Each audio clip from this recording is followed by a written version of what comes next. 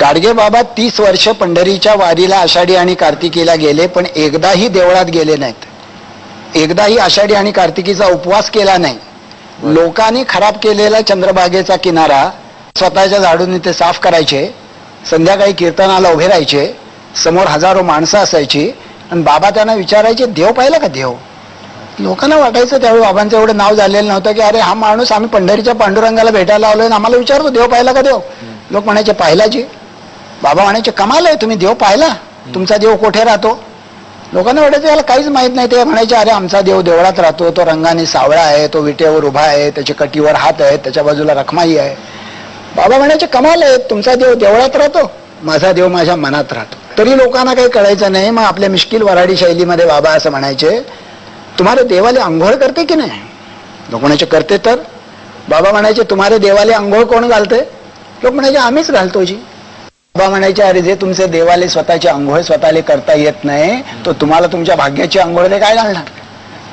मग बाबा विचारायचे तुम्हारे देवाले धोतर नेसते की नाही? लोक म्हणायचे नेसते तर. बाबा म्हणायचे तुम्हारे देवाले धोतर कोण नेसवते? लोक म्हणायचे आम्हीच नेसवतो जी.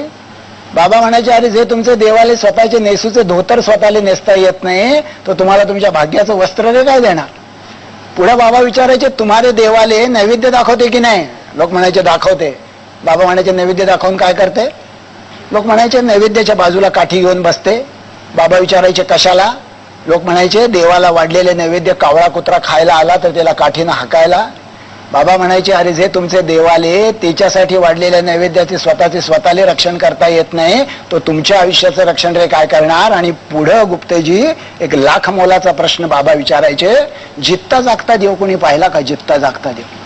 आणि मग लोक कावऱ्या बाऱ्या चेवड्याने इकडे तिकडे पाहायला लागायचे कारण आपण तो पाहिलेला नसतो. गाडगे बाबांच्या बाजूला एक माणूस उभा असायचा, रापलेला चेहरा, जाडे भरडे खादीचे कपडे, पांढरी शुभ्र दाढी, पाय अनवाणी. त्याच्याकडे बोट दाखवत बाबा म्हणायचे अरे हे भाऊराव पाटील बघा, हे महारामांगाच्या पोरांना शिकवण्याचं काम करते, त्याला देव म्हणा. अरे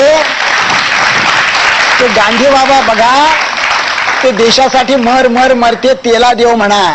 अरे अडाण्याला शिक्षण द्यावं, बेघराला घर द्यावं, रंजल्या गांजलेल्याची सेवा करावी, मुक्या प्राण्यावर दया करावी. बाप हो देव याच्यात राहतो.